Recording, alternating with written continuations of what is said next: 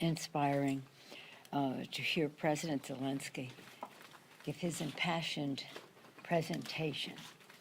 First, as you saw, in Ukrainian, then very explicit, heartbreaking film of what the Russians are doing to even little children in Ukraine, and then in English, his impassioned plea. It was all very, very powerful, and his leadership, he's a hero. It just was remarkable to see him. And I was so pleased that so many members, House and Senate, Democrats and Republicans, filled the House yesterday and filled the air with their applause, first to welcome him and then to appreciate what he had to say. It was quite remarkable, quite historic. It was an honor to be there to see him. But the purpose of the visit was tragic and heartbreaking. Later that morning, I had a meeting with the G7 heads of parliament. It was presided over by Germany, which heads up the G7 at this time. And it was with the G7, the head of the EU, as well as Stepanchuk, who is the Speaker of the Ukraine Parliament. Again, it too, with emotion to hear the stories of what is happening there. We put forth a proclamation, which you all should have received yesterday, talking about humanitarian, economic, military assistance in great detail. But it also says that we have to continue to isolate Russia in the global economy and society, as well as address the disinformation that Russia is putting out. Again, yesterday, 2 days ago, we went to the White House and the president signed the omnibus bill, and that was quite remarkable for us because here we've been talking about bills that are $1.7 trillion over 10 years. This bill, the $1.5 trillion omnibus bill, passed in a very strong bipartisan way to meet the needs of the American people and to protect them, had very strong bipartisan support. It was signed by the president. We were very pleased that same day Shalonda Young was confirmed as the director of OMB with her history in the Congress. That's just a personal aside. In that omnibus bill, we are defending democracy in the Ukraine, $13.6 billion in emergency funding for security and humanitarian needs, making a difference for America's families, lowering the cost for education with bigger Pell Grants, and establishing the president's ARPA-H, something very exciting. It's an initiative to defeat cancer and other diseases, unlocking billions more in federal dollars under the bipartisan infrastructure bill. That bill was very important, but it needed an appropriation to free up billions and billions of dollars that were in it, and now that is done. And historic bipartisan legislation reauthorizing the Violence Against Women Act, establishing a new, again, in addition to that, establishing new cyber provisions against Russia. The bill goes on and on. It's $1.5 trillion. This victory in that bill, this victory for the American people, builds on Democrats' actions to lower costs for families. Congress and the presidents have been hard at work to create jobs. How about this president? 6.6 million new jobs were created last year. Grow the economy, fastest rate of growth in 40 years last year. Lowest unemployment last year saw the biggest one-year drop in unemployment in history, and today unemployment claims were the lowest in 50 years. Supporting small business last year, a record 5.4 million small businesses were created, 1 million more than the year before, and lower prices for Americans through strong action in the Congress. But we need to do so much more. The kitchen table concerns of America's working families are tangible, they are ongoing, and we need to address them. Over the kitchen table, people have to decide. Are they going to pay for food, for rent, for education, for credit card bills, whatever their needs are, the same needs that keep them up at night, the decision as to what to pay for. So we must continue to lower costs, increase jobs, increase pay. Let me see what else was going to say, but in that regard, we have to address the Putin price hike, gas hike. It has, since he started amassing troops earlier this year, the price at the pump has gone up 75 cents. We're doing everything we can to minimize the Putin price hike at home. The White House announced the release of 90 million barrels from the Strategic Petroleum Reserve. We call on industry to boost production and stop hoarding profits. Oil prices are down.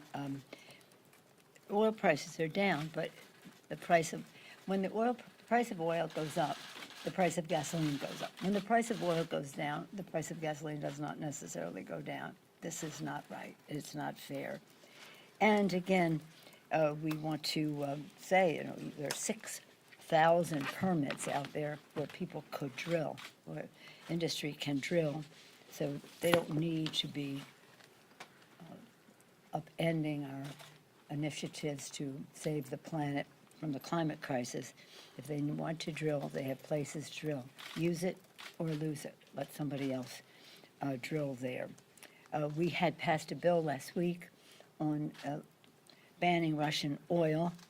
That's still a work in progress because in the meantime, as we were discussing that, the president issued an executive order.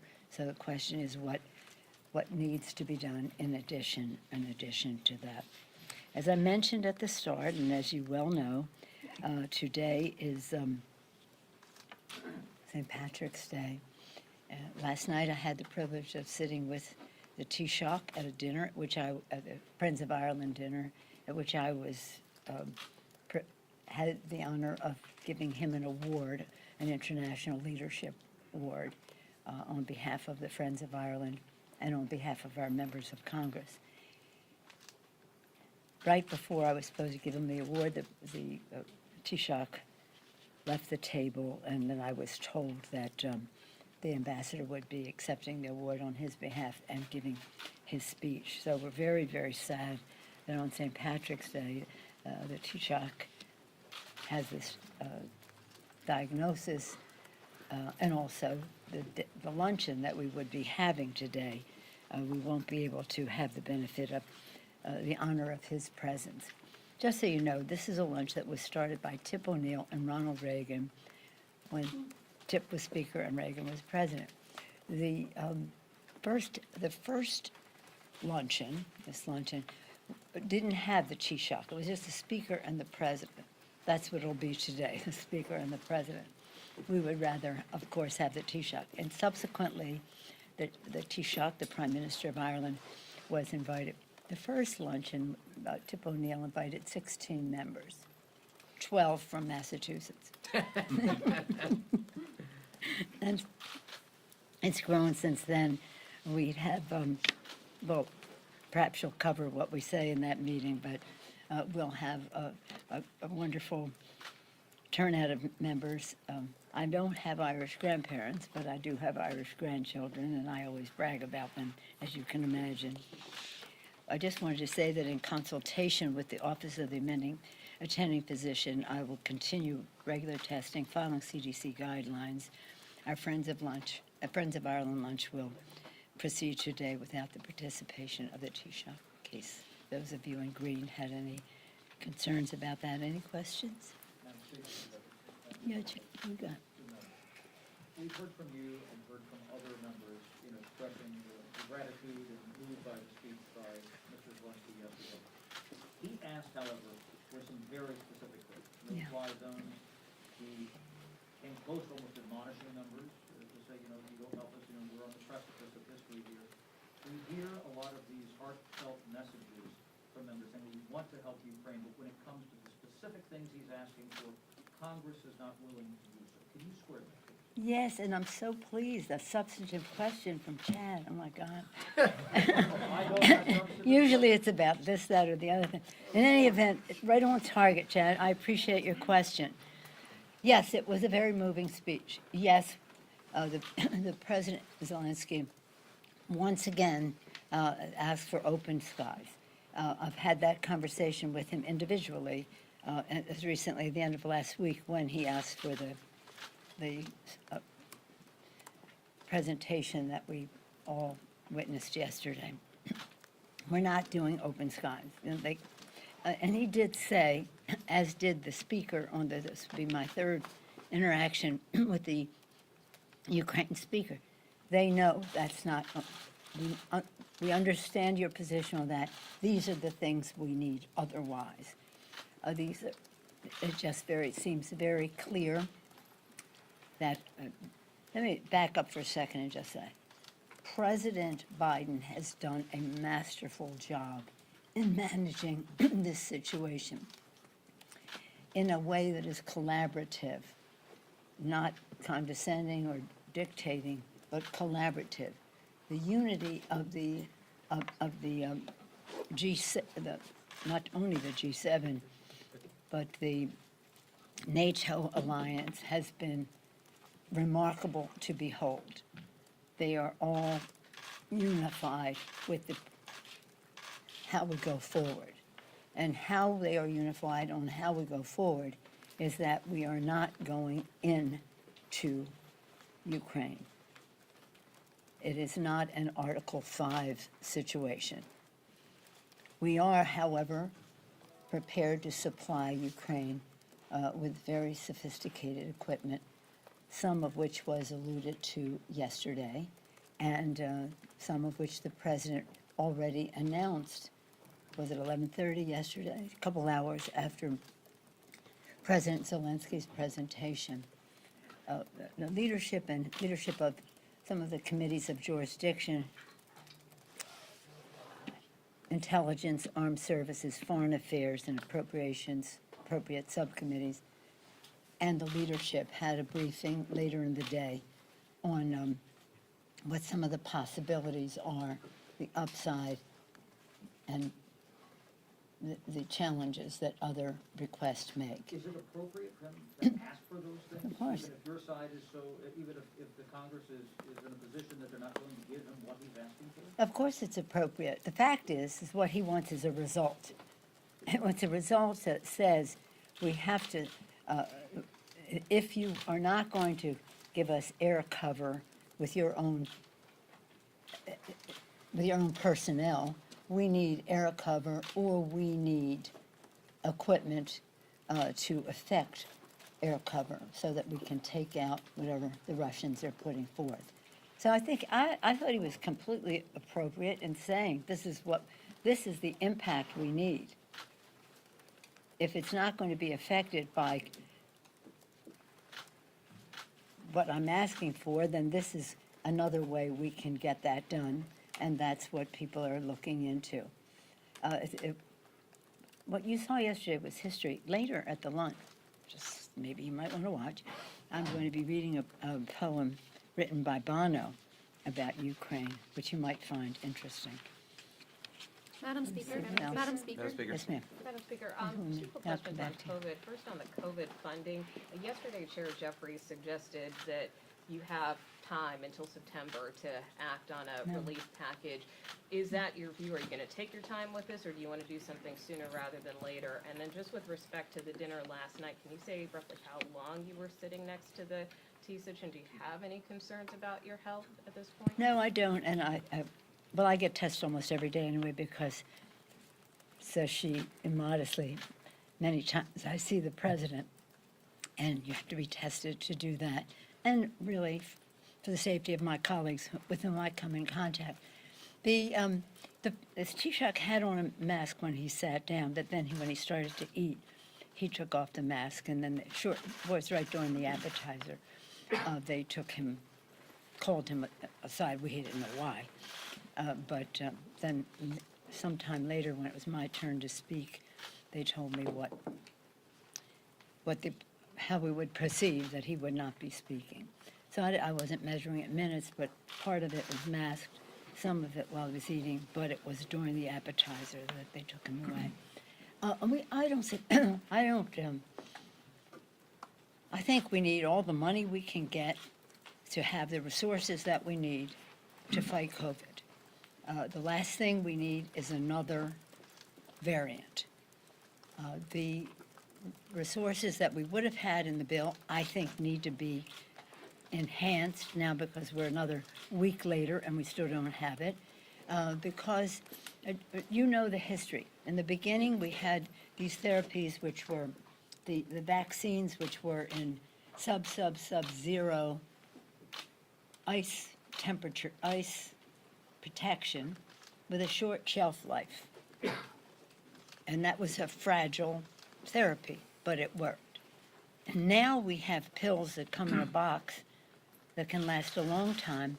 You can take at the onset if you feel a symptom, and it can prevent it from going forward. What's important about that and why we need that money is because you want to stop transmission. Transmission creates variants. Variants are different, and they present, if they are different, present different challenges. So this is nothing to mess with. I think we need even more money than the compromise was. The Republicans did not want to spend money on COVID, and they don't like the state funding. So we took some of the state funding, only half for the money. I was very disappointed, I have to be very honest with you, because we need the money to buy the pills. The pills exist, the science is there, but there's a market out there as well beyond the U.S. And we have a responsibility to other countries.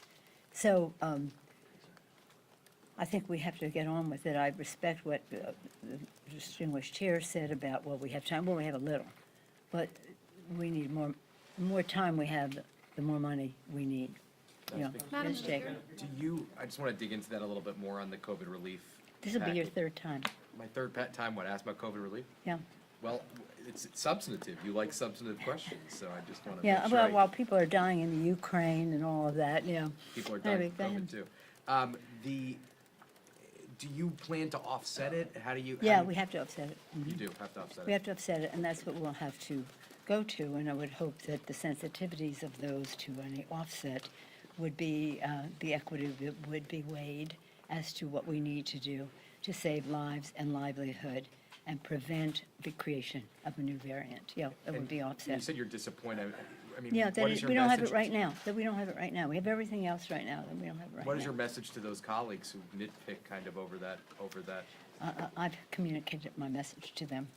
Madam Yes, Speaker. ma'am. You mentioned that you have hoped for more money in this COVID aid. Yes, The president originally requested 22.5 Yeah. billion. Have there been conversations with you and President Biden about the disappointment last week? no, we've been, frankly, our conversation has been about Ukraine since then. We're happy that he signed the bill. There's so much else in it that meets the needs of America's working families. But I speak regularly with the president about one subject or another. So we know we have to do more. Now, what I've said to the administration is we can't ask for more. You must ask for more because you need more, and you can't expect this to turn around like that because the legislative process takes time. We want it to be bipartisan. We need it to be paid for, and so let's just go for a bigger chunk.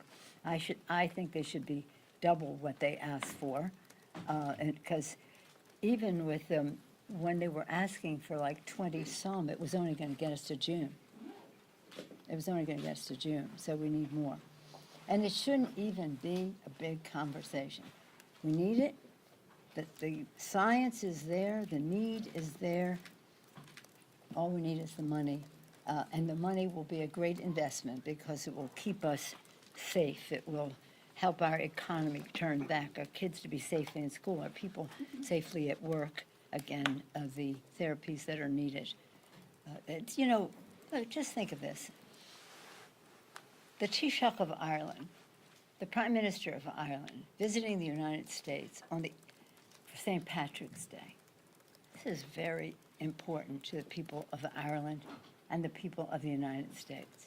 Meeting with the president in a bilateral way, meeting with friends in Congress, accompanied by people from, not accompanied by, but in that lunch with people and the dinner last night, people from Northern Ireland, everyone who should be in conversation on all of this.